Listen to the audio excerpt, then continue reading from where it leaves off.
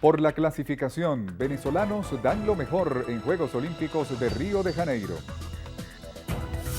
Violencia arropó a la capital. 35 cadáveres fueron ingresados a morgue de Bellomonte durante este fin de semana. Avances. Ministro Ricardo Molina encabeza reunión con la Vicepresidencia de Desarrollo Territorial. Mediación a la crisis. Presidente de Fedecámaras considera que el problema de la escasez se puede solucionar con el diálogo. Ratifica autonomía. Rectora Socorro Hernández aseguró que el CNE no se deja influenciar ni presionar por ningún partido político. Causa estragos en México. Al menos 40 personas fallecieron tras el paso de la tormenta tropical Air. Implicado. La Fiscalía General de Brasil reveló que el expresidente Luis Ignacio Lula da Silva participó activamente en la red de corrupción de Petrobras. Ya pueden votar. Las 24 candidatas tienen sus bandas con los estados que representarán en el Miss Venezuela 2016.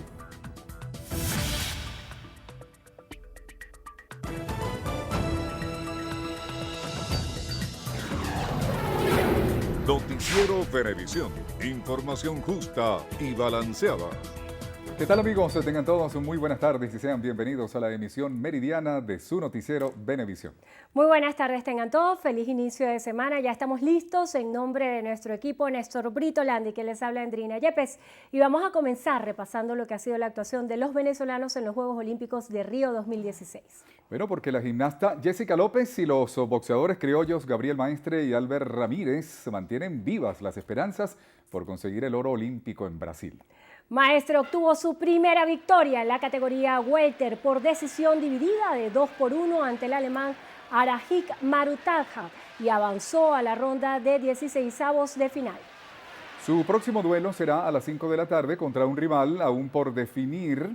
Y entre tanto, nuestra gimnasta venezolana Jessica López clasificó este domingo a la final de All Around y las barras asimétricas tras una destacada actuación.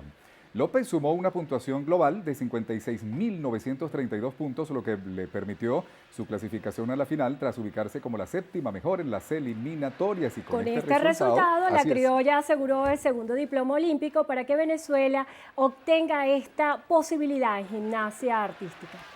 En boxeo, también Albert Ramírez se coló en octavos de final de la división de los 81 kilogramos al derrotar por decisión dividida 2-1 al favorito ruso Petr Kamukov, quien fue campeón europeo el año pasado.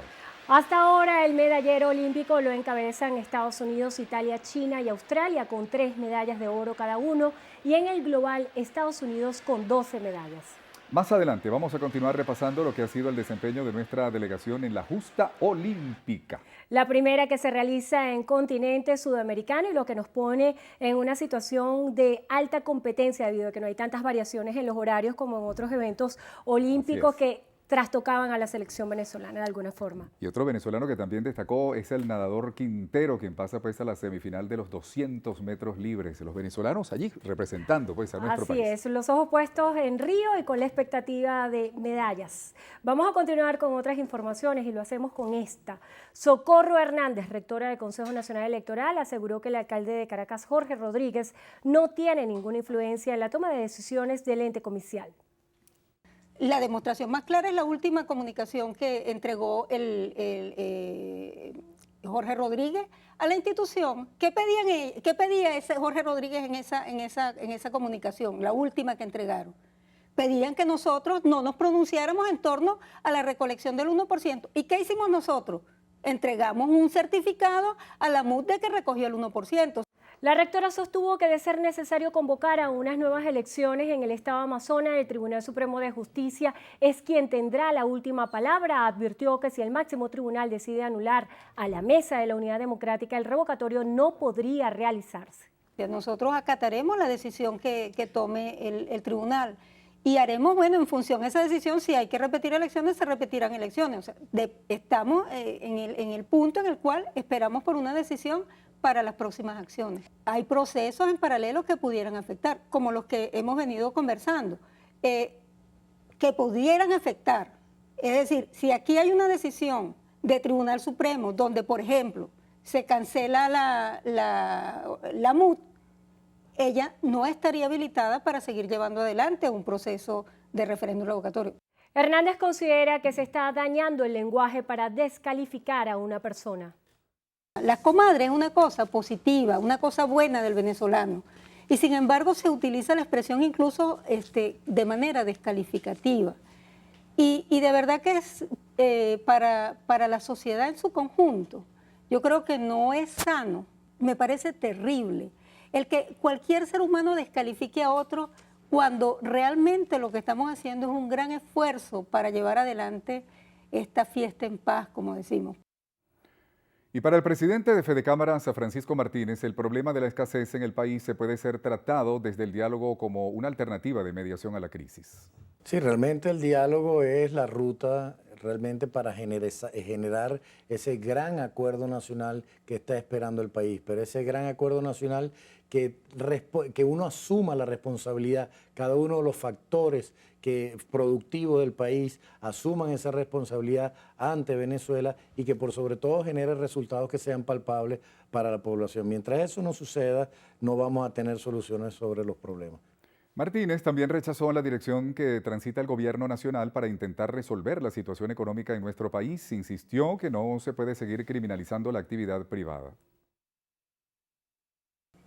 Y sigue avanzando en la dirección contraria, sigue reforzando un modelo anacrónico y disfuncional que lo único que nos ha generado es la pérdida del poder adquisitivo, pobreza, desabastecimiento, y que realmente se requiere ese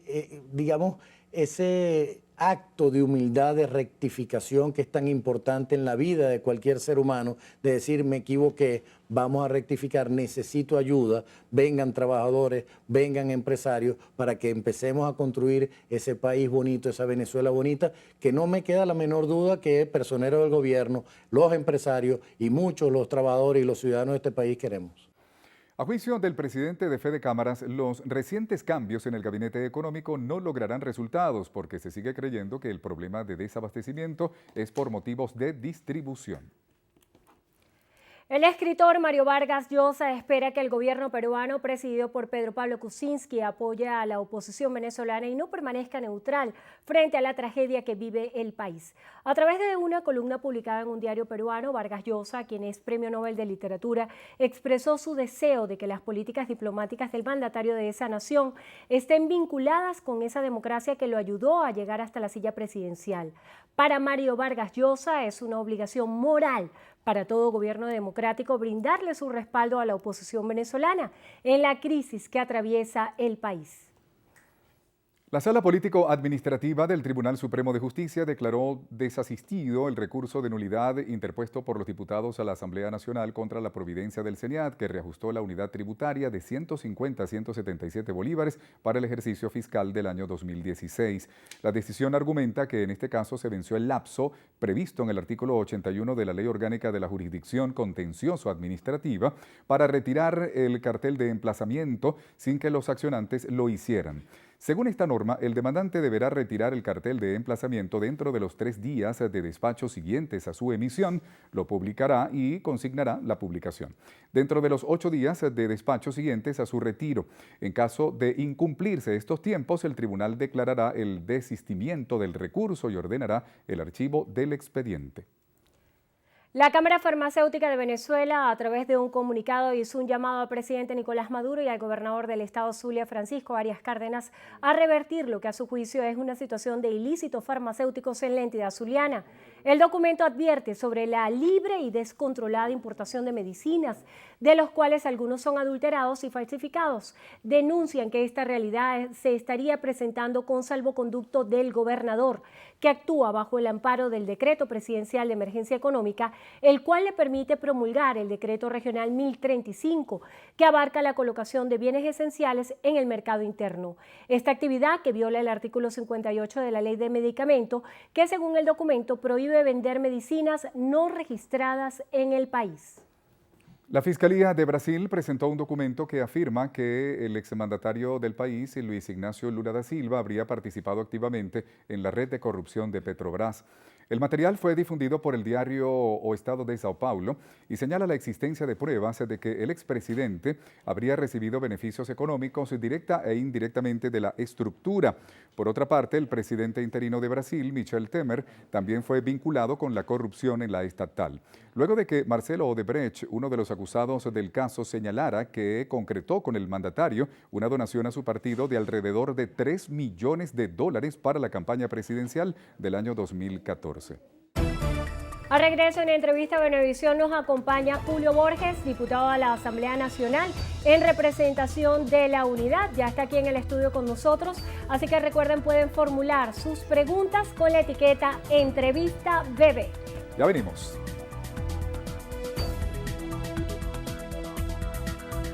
Entrevista Venevisión. Líder en opinión. Por tu canal independiente, Venevisión. ¿Qué tal, amigos? Muchísimas gracias por acompañarnos en Entrevista Venevisión. Ya estamos listos para iniciar nuestra conversación con el invitado de hoy, Julio Borges. Él es jefe de la fracción parlamentaria de la Mesa de la Unidad, coordinador nacional de Primero Justicia, diputado ante la Asamblea Nacional en representación de la Unidad. Muchísimas gracias por estar con nosotros hoy en Entrevista Venevisión. Gracias, Andrina. Gracias a Venevisión por esta invitación. Es muy interesante que comenzáramos a hablar por el tema que ha prevalecido en los últimos días y que ha sido para la oposición venezolana un tema determinante, el referéndum revocatorio. Sí. El día de ayer en el programa Al Descubierto, la rectora Socorro Hernández hacía referencias a que de alguna manera la oposición introdujo el recurso de referéndum revocatorio de modo extemporáneo, por lo cual hasta ahora no se puede hablar de fechas de forma concreta, ni siquiera para la activación de la recolección del 20%, ni para la activación del referéndum revocatorio. Yo quisiera conocer su respuesta a esto. Bueno, es interesante esa pregunta, Andrina, porque hay algo que es importante. El esfuerzo que estamos haciendo nosotros es un esfuerzo para que en esta crisis, que ya no es crisis, sino que es un caos, Venezuela vive no una crisis, sino un caos, la mejor solución que podemos buscar nosotros, el mejor diálogo que podemos buscar es preguntarle a todos los venezolanos. Preguntarle a todos los venezolanos cuál es el país que quieren a futuro.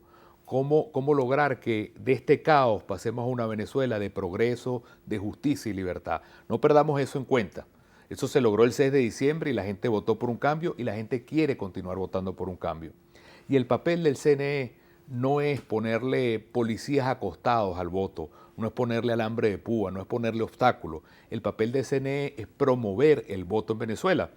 De allí que el presidente Chávez siempre decía, promoviendo la Constitución, que quería un país donde fuera la democracia participativa y protagónica. Y el presidente Chávez se sometió al referéndum.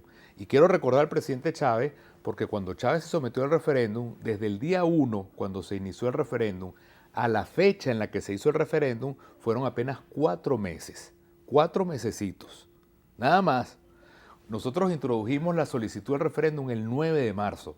Pasó 9 de marzo, abril, mayo, junio, julio y agosto. Vamos por 6 meses. Ahorita el CNE tiene 15 días para revisar una carta que le mandamos para fijar el último paso que falta, que es el 20%, para que ya a partir de allí se active el referéndum revocatorio. En este sentido, según los cálculos que tienen ustedes en la Mesa de la Unidad, ¿los tiempos dan para que el referéndum revocatorio se lleve a cabo este año?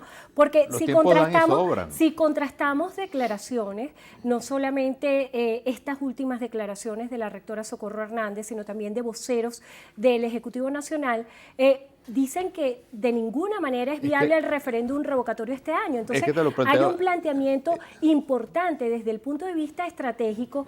¿Qué plan tiene preparado la oposición venezolana cuando el discurso ha sido recurrente de que sí dan los tiempos, y cómo no generar esa frustración y desesperanza en la oposición en el caso eventual de que no se lleve a cabo este evento? Porque nosotros, Andrina, lo que le estamos dando a la gente es esperanza. A la gente lo que le estamos dando es paz. A la gente lo que le estamos planteando es constitución. A la gente lo que le estamos planteando es voto. Que ellos sean los dueños del país. Y el gobierno lo que está planteando es: no hay tiempo, no se puede, no quiero, le tengo miedo a la gente, estoy fuera de la Constitución. Y te lo pongo, yo quiero ser muy explicativo porque me parece muy importante tu pregunta. Este año toca no solamente el referéndum revocatorio, tocan también las elecciones de gobernadores. Es un derecho que está allí. Ese es un tema aparte. Claro, Yo quisiera que de ese tema lo abordáramos un poquito más adelante, No, pero en seguro. torno Ok, al referéndum vuelvo al referéndum, vuelvo al referéndum y después le toco el tema. quiero hacerle dos planteamientos Ajá. concretos.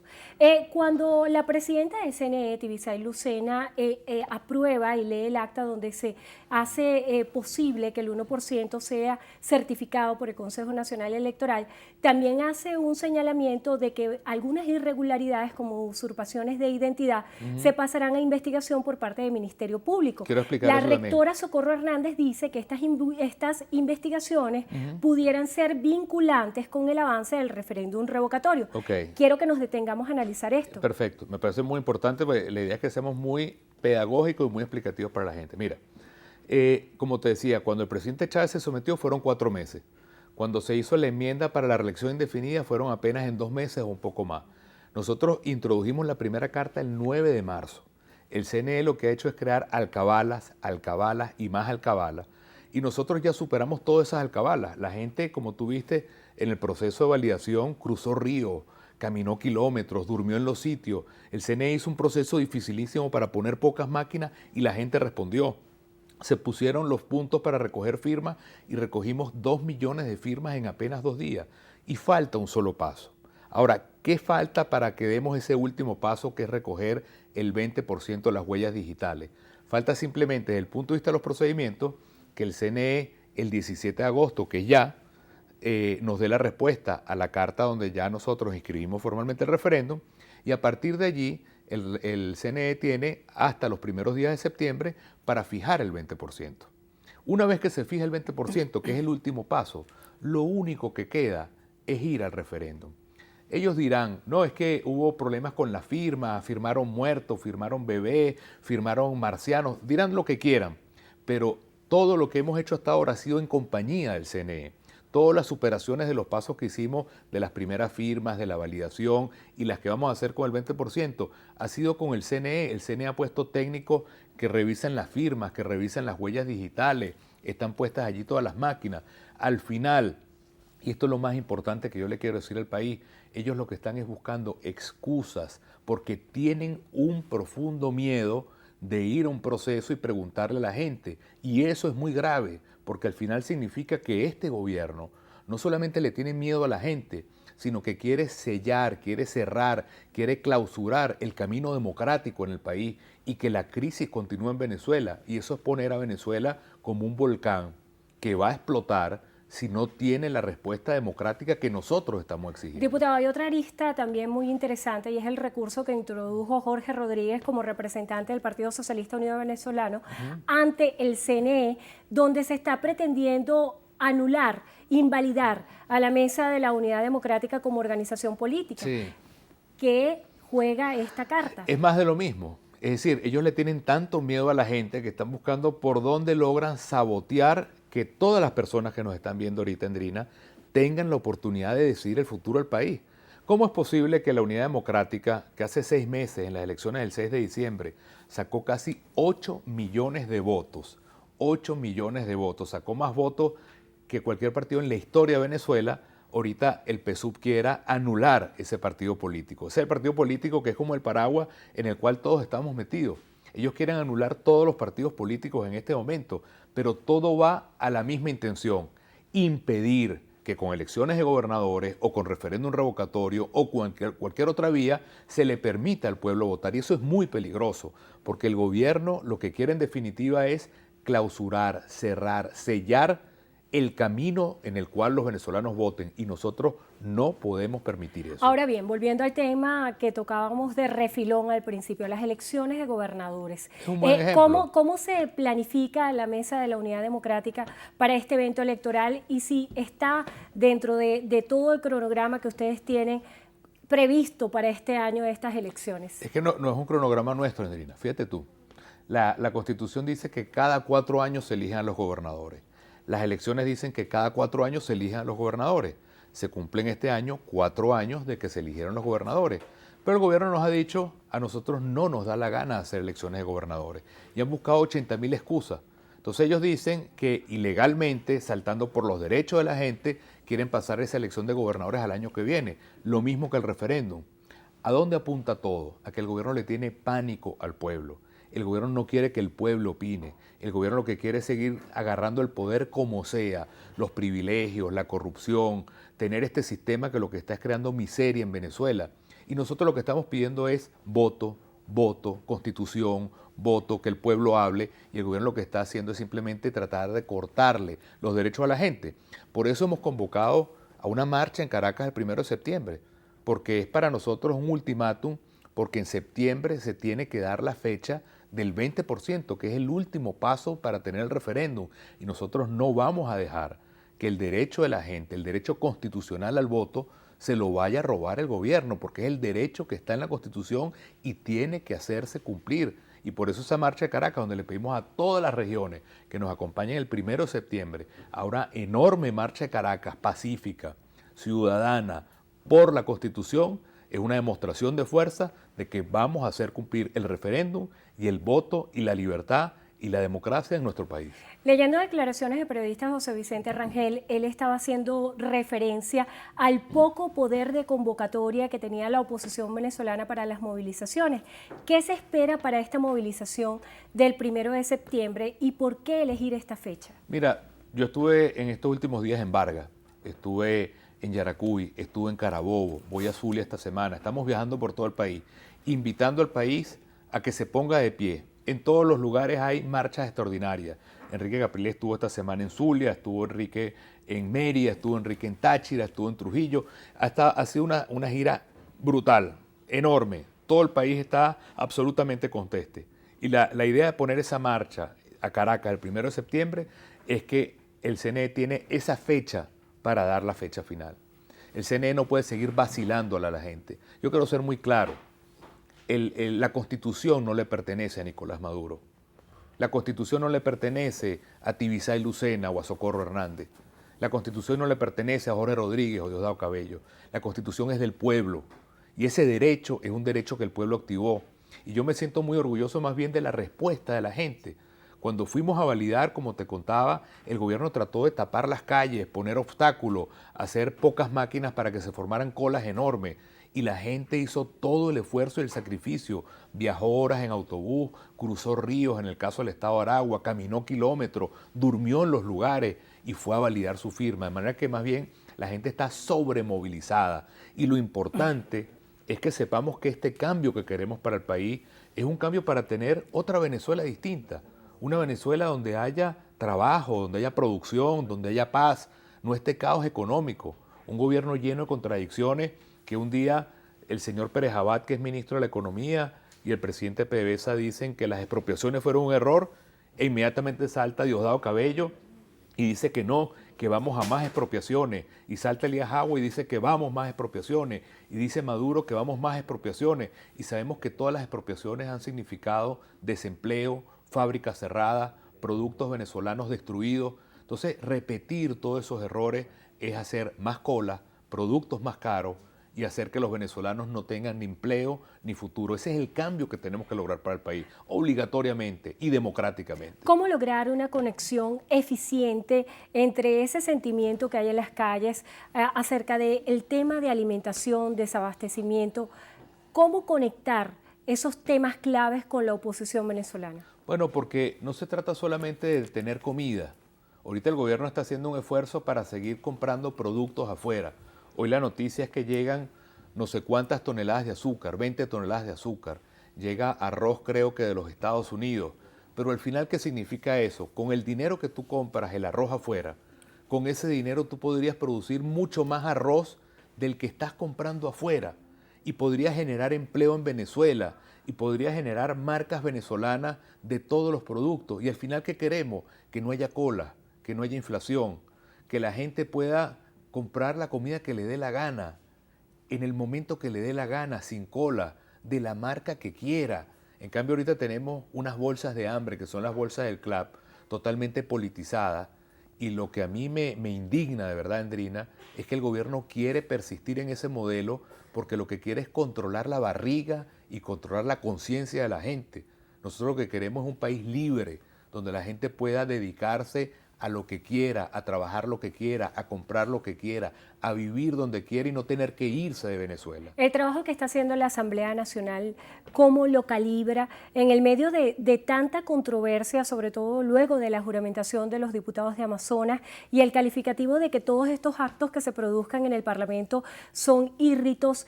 ¿Cómo puede calificar hoy lo que está haciendo la Asamblea Nacional para dar respuesta a los venezolanos que confiaron y votaron por ustedes? Bueno, el 6 de diciembre la gente votó y el gobierno, yo me acuerdo que firmó frente a UNASUR una carta que le hicieron mucha publicidad diciendo que ellos iban a respetar los resultados. No respetaron los resultados, le quitaron los diputados de Amazonas. Han hecho 22 sentencias contra la Asamblea Nacional y este caso de Amazonas ni lo han tocado. Por eso la juramentación de Amazonas significa hacer cumplir la Constitución y hacer cumplir nuevas leyes. Esta semana vamos a introducir de nuevo la Ley de Producción Nacional para lograr esa Venezuela productiva, de empleo, de generación de oportunidades. Vamos a seguir con nuestra tarea con el cestatique, los jubilados y pensionados, aumentando la propiedad de los venezolanos más pobres. Nadie nos va a sacar de allí, pero el gobierno lo que hace es sabotear todas esas leyes. Vamos a revisar las preguntas que nos formulan a través de la etiqueta Entrevista BB. Dajerlis Mata pregunta, ¿existe otro mecanismo además del referéndum revocatorio para poder superar esta crisis que vive Venezuela? Bueno, el referéndum es el mecanismo que está en la Constitución, es el más claro, es el que se sometió el presidente Chávez, es el que permite que todo el mundo vote. Pero si el gobierno quisiera que las cosas fueran diferentes, podría estar abierto a cualquier otro mecanismo. Por ejemplo, adelantar las elecciones presidenciales, buscar un gobierno de unidad nacional. Pero fíjate que tenemos un gobierno que habla diferentes idiomas.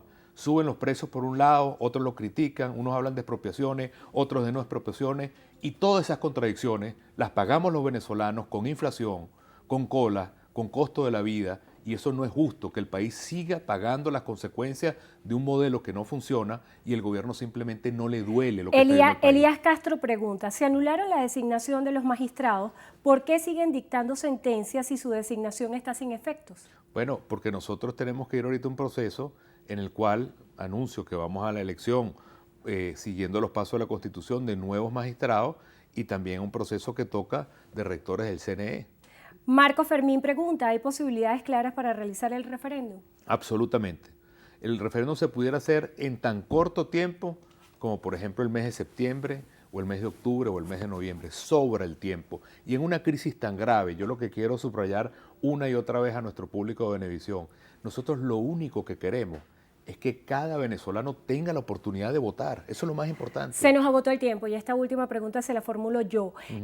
Para las expectativas de la recolección del 20%, ¿cómo espera sea la distribución de estos electores? ¿Bajo el mismo formato del 1% que era por estado o debería ser todo el padrón nacional? Lo lógico es que es una elección nacional y debería ser que se recoja el 20% en todo el país, sin ponerle cuota a cada estado. Y lo importante, y nos vamos a dar cuenta de eso, Andrina, cuando pongan esa fecha, no es que van a salir 4 millones de personas a decir quiero referéndum. Nos vamos a sorprender. Van a salir 5, 6, 7, hasta 8 millones o más de venezolanos que quieren un cambio democrático mientras el gobierno le impide al país ese cambio. Y la fuerza de la gente constitucional y democrática es la que se va a imponer y vamos a abrir un futuro para todos los venezolanos. Muchísimas gracias, Julio Borges, jefe de la fracción parlamentaria de la Mesa de la Unidad, coordinador nacional de Primero Justicia y diputado ante la Asamblea Nacional en representación de la Unidad. Gracias por estar con nosotros en Entrevista Venevisión y gracias a ustedes, como siempre, por habernos acompañado. Hacemos una breve pausa y al regreso tenemos más para ustedes. Quédense con nosotros.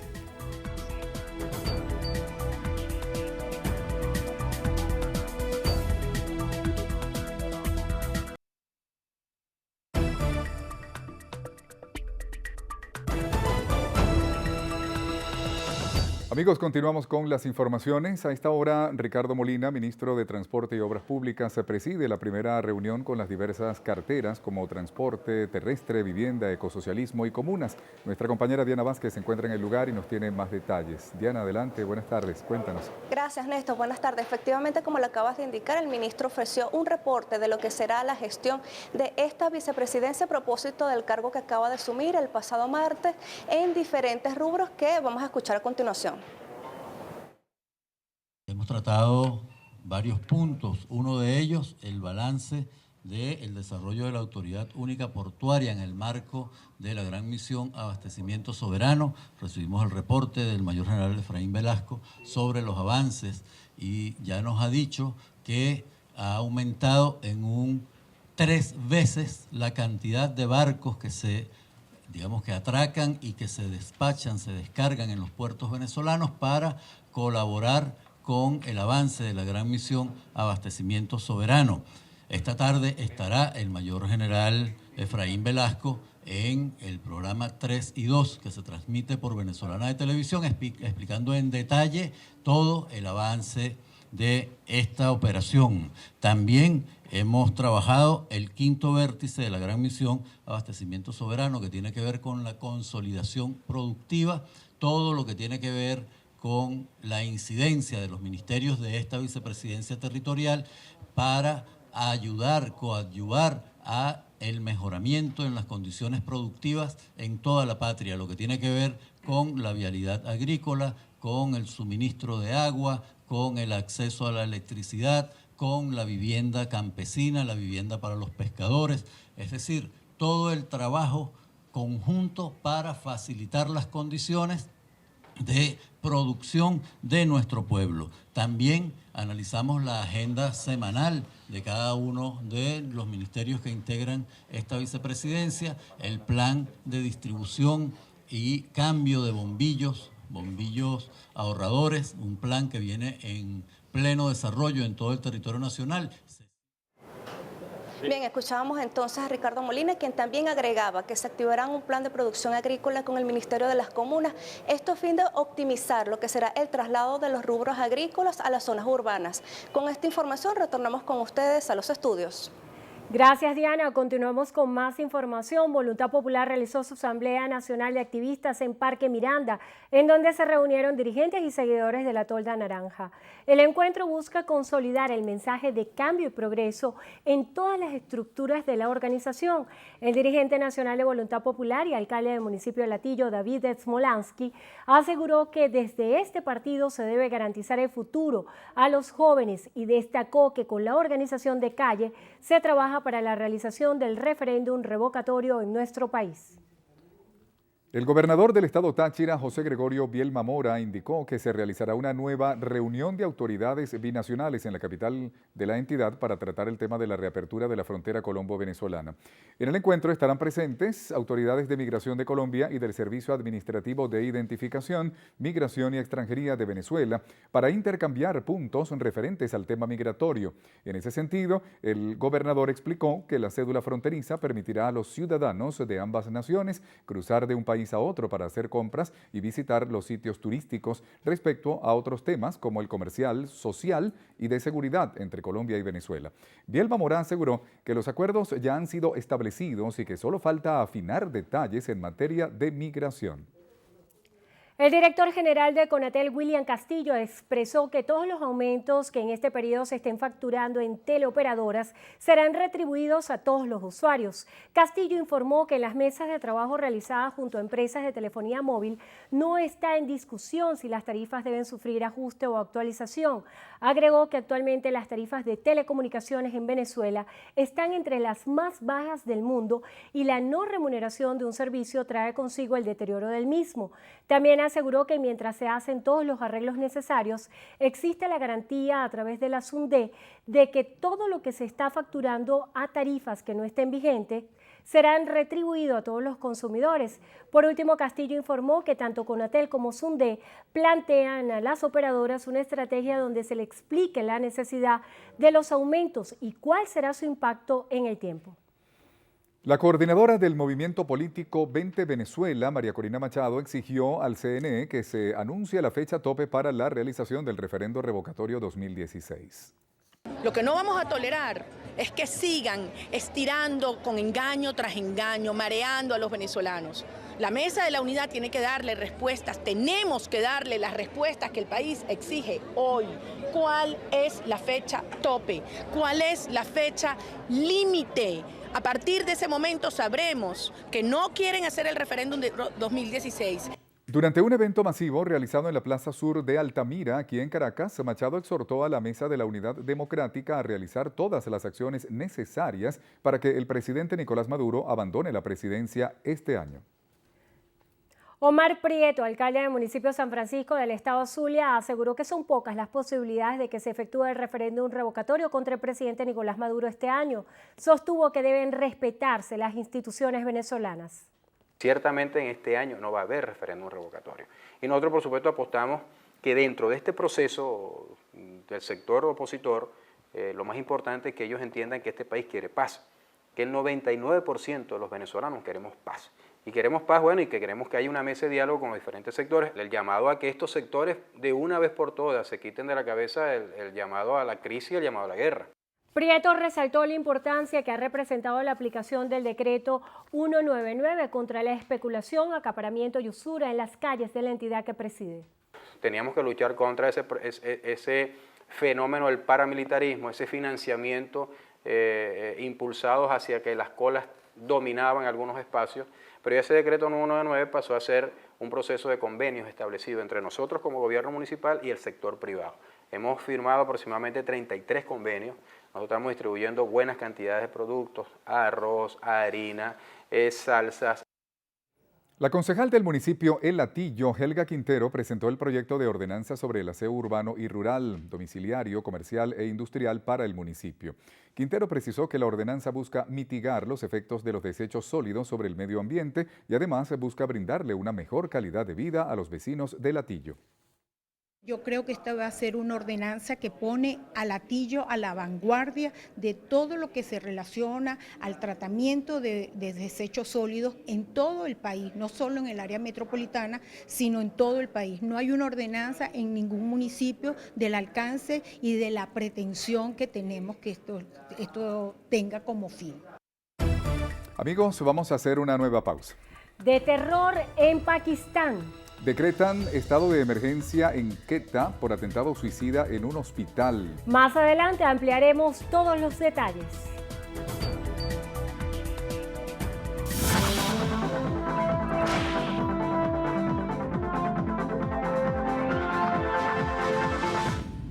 Jorge Graterol necesita con urgencia metronidazol y ciprofloxacina de 500 miligramos. Favor comunicarse al 0426-979-3470.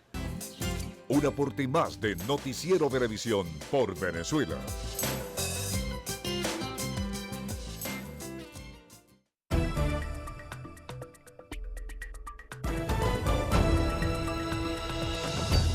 ...49 cadáveres fueron ingresados durante el fin de semana en la morgue de Bellomonte, aquí en Caracas. Entre los casos se contabiliza el crimen de un estudiante en el sector El Rosario de las Minas de Baruta. Euclides Sotillo nos tiene el reporte.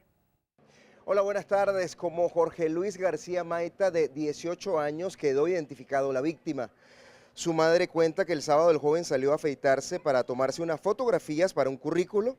Sin embargo, al regresar a su casa le manifestó que fue invitado a una fiesta por el peluquero.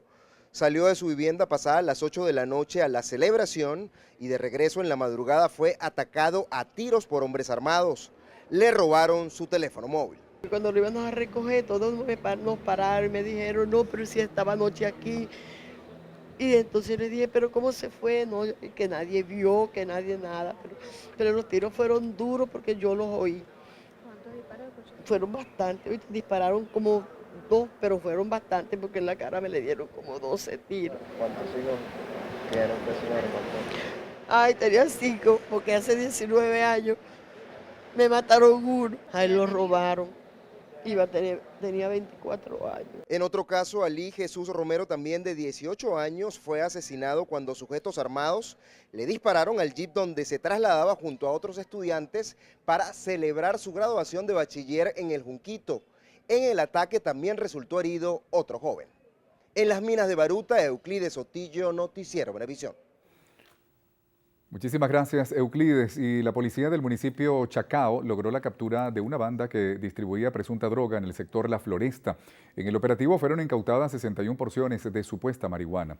El alcalde de Chacao, Ramón Muchacho, aseguró que a través de los grupos de comunicación, los vecinos alertaron sobre la situación que les permitió dar un golpe al crimen organizado.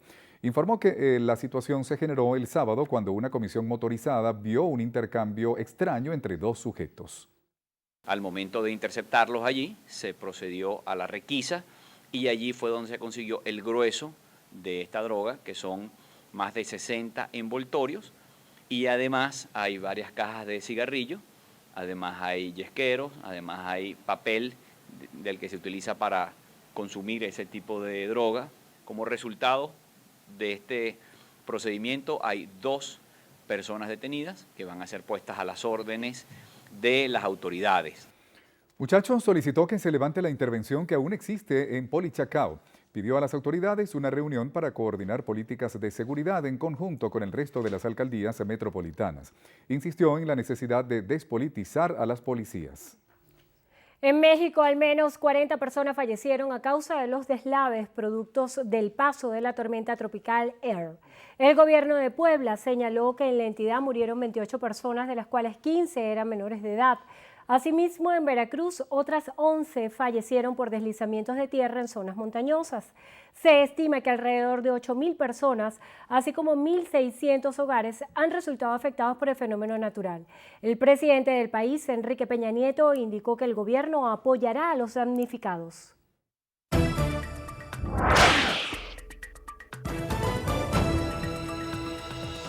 En Macedonia, al menos 20 personas fallecieron tras las fuertes lluvias en la ciudad de Skopje, capital del país. Al menos 56 personas recibieron atención médica y otras 1.000 ya han sido evacuadas. Los equipos de rescate se encuentran en la búsqueda de 6 desaparecidos. Algunos vehículos fueron abandonados y varias viviendas resultaron afectadas tras el aumento del nivel del agua. Ante la situación, el gobierno decretó estado de crisis. En Pakistán, al menos 70 personas fallecieron y más de un centenar resultaron heridas luego de un ataque suicida con bomba en un hospital de oeste del país. El atentado se produjo en la entrada de las emergencias y entre las víctimas se encuentran abogados que estaban reunidos en las instalaciones del lugar. Una fracción talibán se atribuyó la autoría de este suceso. La aerolínea estadounidense Delta Airlines reanudó gradualmente sus vuelos internacionales luego de anunciar retrasos y suspensiones al sufrir un problema en sus sistemas informáticos. La compañía señaló que un apagón en la ciudad de Atlanta afectó su centro de operaciones, lo que interrumpió los vuelos programados.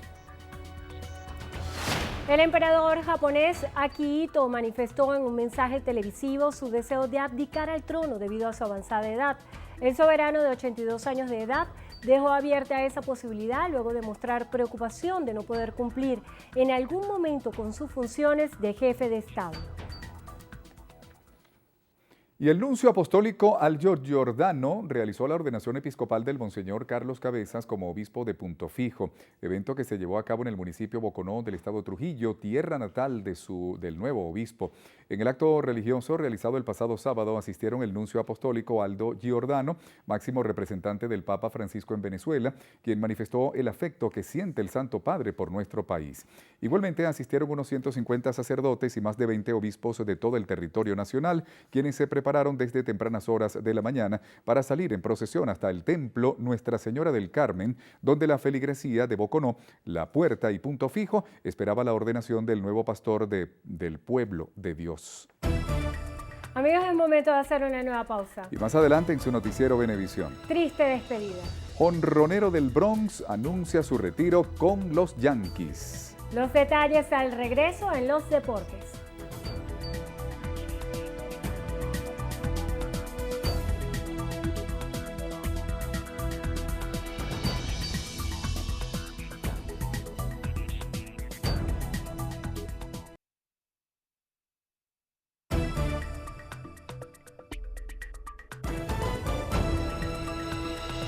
Amigos, y continuamos repasando la actuación de los venezolanos en estos Juegos Olímpicos en Río 2016. Y es que luego de ganar su primer combate y meterse en la eliminatoria de 32 en la disciplina del sable femenino individual, la esgrimista venezolana Alejandra Benítez cayó en un duro combate. Su rival fue la húngara Anna Marton, quien se impuso a la venezolana con un marcador final de 14 toques por 15. Más temprano, la atleta había ganado su primer combate 15 toques por 11 sobre Nada Hafez de Egipto. Entre tanto, en la natación, el venezolano Albert Subirats quedó de séptimo en su grupo en los 100 metros espalda. Sin embargo, tras alcanzar el puesto 31 de la clasificación a la final, con un tiempo de 55 segundos, no pudo avanzar en la competencia. Mientras que Andreina Pinto no logró clasificar a la final de los 400 metros libres tras quedar de 16 en la lista. La aragüeña volverá a competir el martes con los 200 metros mariposa, mientras que Subirats hará lo propio el jueves en los 100 metros mariposa. En otra disciplina, para hoy se espera que la delegación venezolana de baloncesto afronte su segundo partido contra los Estados Unidos. Recordemos que la Vinotinto cayó en su primer encuentro ante Serbia. Y el Comité Paralímpico Internacional decidió que el equipo ruso en pleno no participe en los Juegos Paralímpicos de Río de Janeiro 2016. La decisión fue tomada luego de una investigación sobre un informe presentado por el equipo de antidopaje McLaren sobre prácticas ilícitas de los deportistas. La exclusión definitiva y oficial fue dada a conocer este domingo. No obstante, el organismo ya había reclamado a algunos medios de comunicación por develar esta información antes de que se hiciera oficial. Y pasando a notas del béisbol de las Grandes Ligas, el bateador designado de los Yankees de Nueva York, Alex Rodríguez, anunció que se retirará como jugador profesional el próximo viernes 12 de agosto. Los Yankees rescindirán del contrato del jonronero luego del juego contra los Rays de Tampa Bay, y de ahí en adelante a Rod se convertirá en asesor e instructor especial dentro de la organización del Bronx.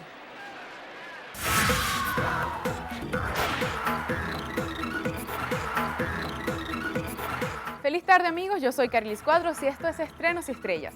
Iniciamos las noticias del mundo del espectáculo con las 24 candidatas al Miss Venezuela 2016, quienes ya tienen sus bandas con los estados que representarán. Nuestro zar de la belleza, Osmel Sousa, asignó las 24 bandas de los estados a las participantes del certamen, en lo que fue la primera presentación oficial de las aspirantes la noche del pasado sábado 6 de agosto. En un evento lleno de sorpresas desde el Gran Estudio 1 de Venevisión. Asimismo, fueron abiertas las votaciones para las premiaciones de las bandas especiales a través de sus respectivas cuentas en Twitter, colocando la categoría con la que deseen apoyarlas en la Gala Interactiva 2016 que se realizará el próximo 3 de septiembre.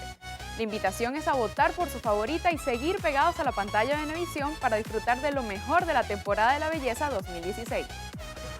Seguimos con Giselle Bündchen y Adriana Lima, quienes brillaron en la apertura de los Juegos Olímpicos Río 2016.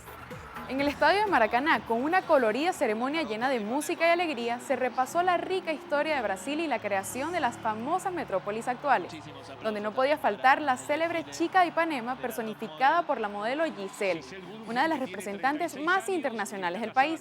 Lo especial de este desfile es que podría ser el último paseo por una pasarela de la modelo y con esto se habría retirado delante de una audiencia mundial. Por su parte, Adriana Lima tuvo la oportunidad de recorrer las calles de Brasil con la antorcha olímpica minutos antes de que los Juegos dieran inicio. Lima, de 35 años, relató por sus redes sociales cómo fue cumplir uno de sus sueños, que además de llenarla de satisfacción, la conmovió hasta las lágrimas. Así concluimos, soy Carilis Cuadros y los espero esta noche en la emisión estelar de su noticiero Venevisión. Muchísimas gracias, Carielis, amigos, y de esta manera finalizamos la presente emisión. Recuerden, Noticiero Venevisión, Canal 4 reporta. Y ustedes deciden. Feliz tarde para todos.